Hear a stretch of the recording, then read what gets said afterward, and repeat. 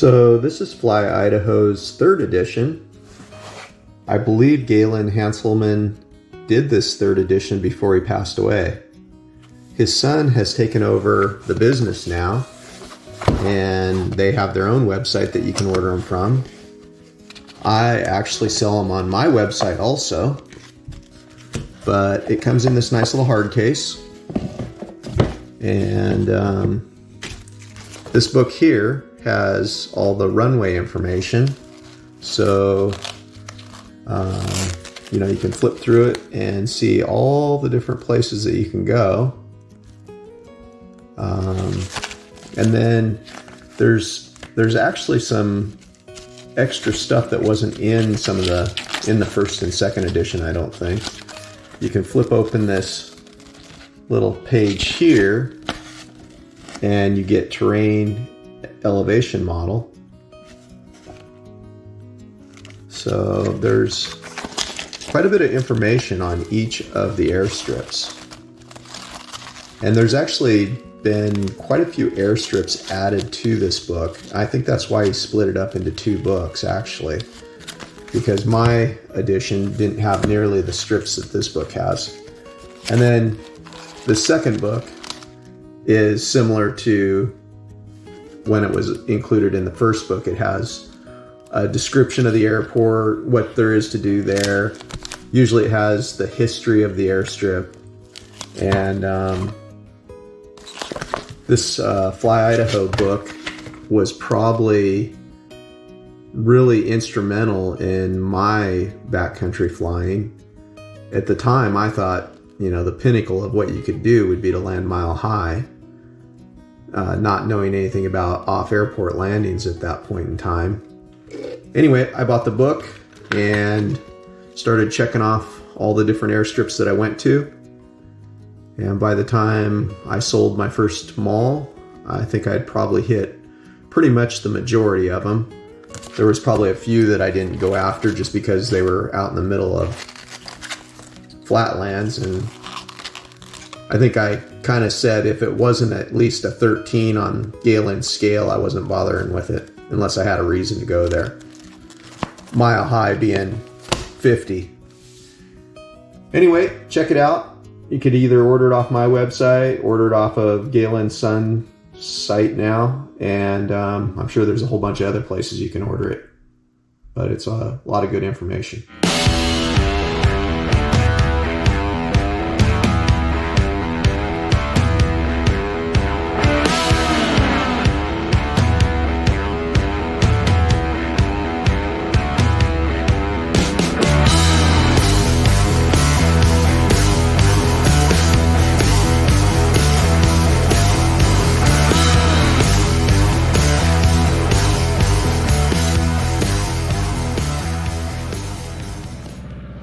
This is Doug Keller in his Super Cub.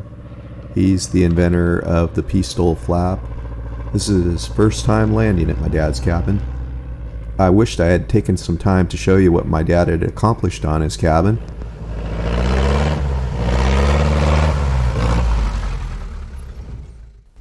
We spent maybe a couple hours here. We hiked around, kind of showed Doug the lay of the land, and then we headed for Joseph for fuel and lunch with Bill Duncan. It's like Greg's Mile High. I need some suspension. Or suspension or lessons, one or the other.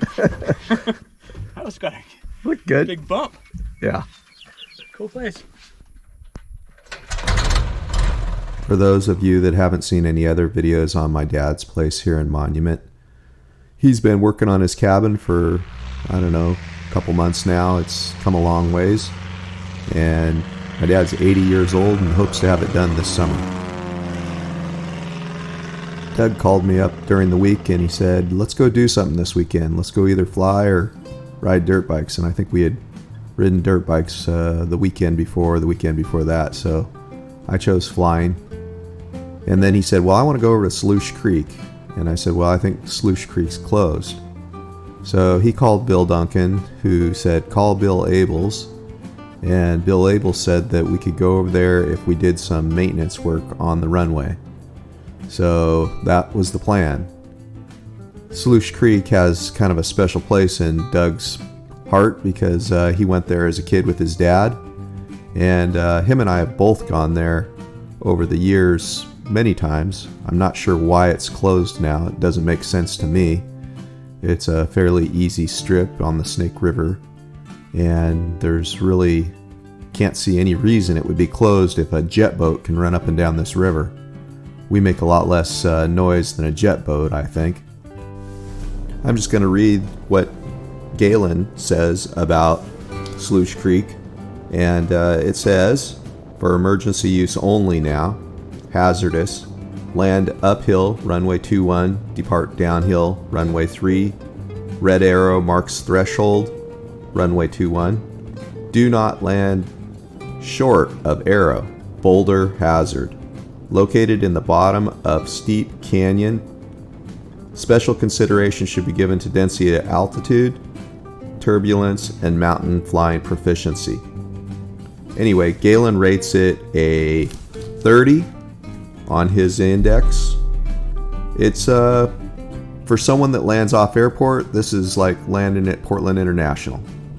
For someone that has never landed off airport, they should definitely think twice before landing a place like this. I heard just a few weeks ago a scout ended up wrecking at Sluice Creek. I don't know the details. Doug and I both joined the IAF. They fight for our rights, and I can tell you from personal experience, our rights are endangered. A few years back, I was at Vines in Idaho camping, and I ended up getting a ticket for being there. I believe it was the IAF that went to bat for me. I should know this. But anyway, they provided a lawyer pro bono. They said that they were looking for a case just like mine, and they went to court on it, and I never even had to go over to Idaho myself. But the lawyer went into court a few times, and it ended up being thrown out of court.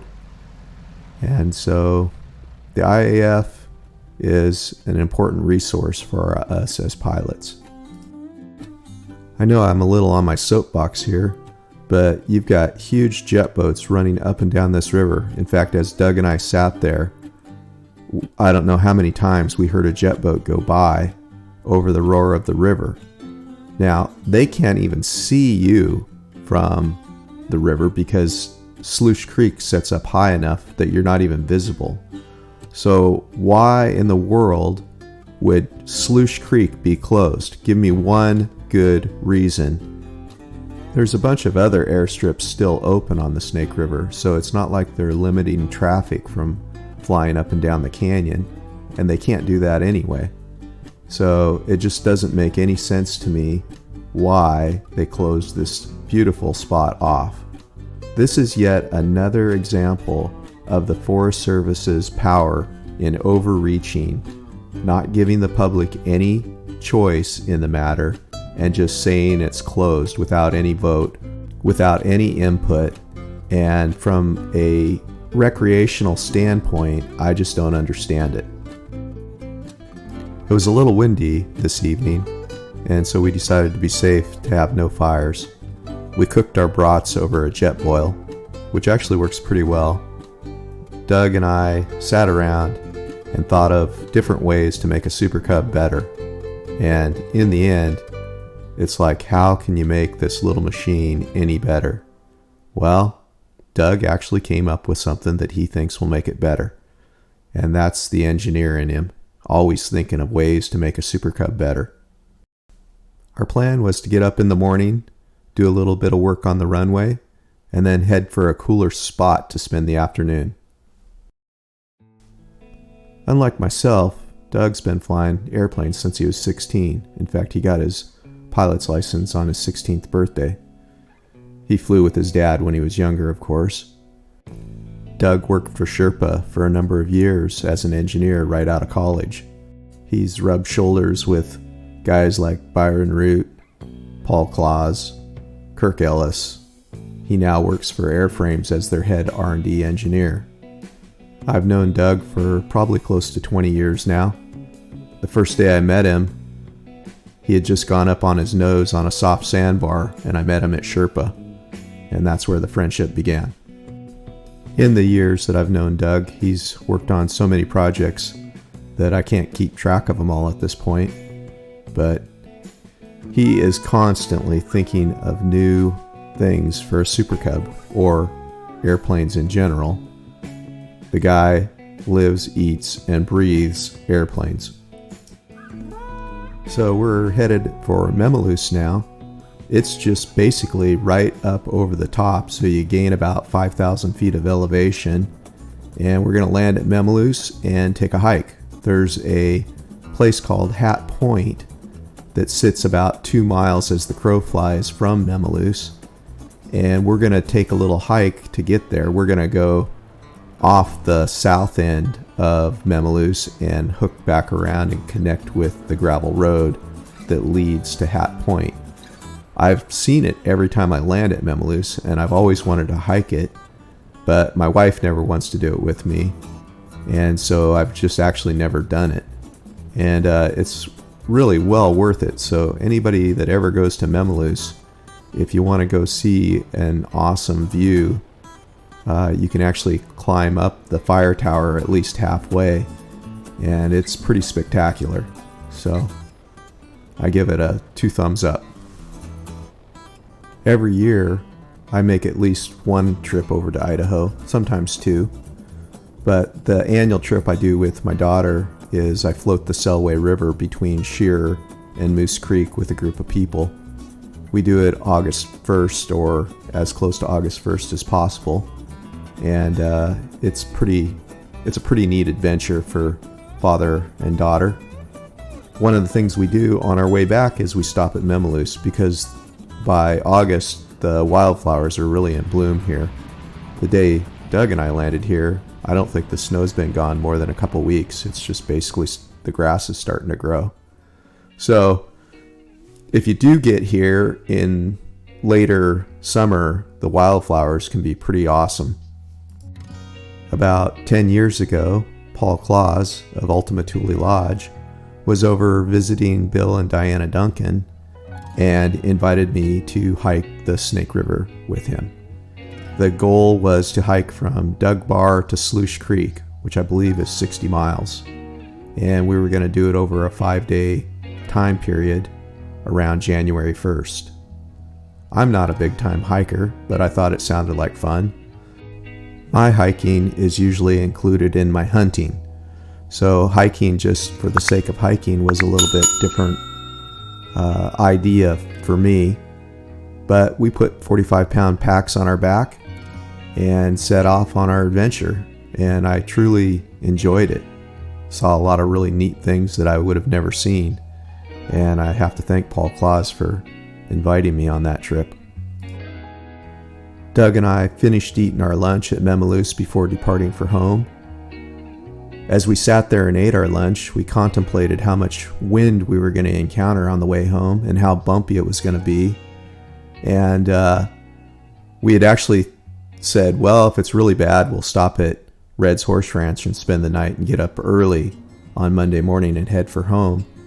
But to our surprise, we get in the air, and the air is just really nice. And instead of having a headwind, I think we actually had a tailwind most of the way. So we continued on, and by the time I got to my local stomping grounds, you can see what the view was. It really sucked. I ended up kind of descending through a hole out over Yakult, and from there it was just, kind of scuzz and hard rain to my home. I was not looking forward to landing with probably 20 gallons of fuel and my load that I took along with me. I had all my camping gear, all my camera gear, so I was heavier than I would normally be. And I'm now, visibility's not great going into my home strip, and I know the braking action is going to be almost nil when I touch down. So you can hear my brakes actually. When you don't hear them, that's where my tire's sliding.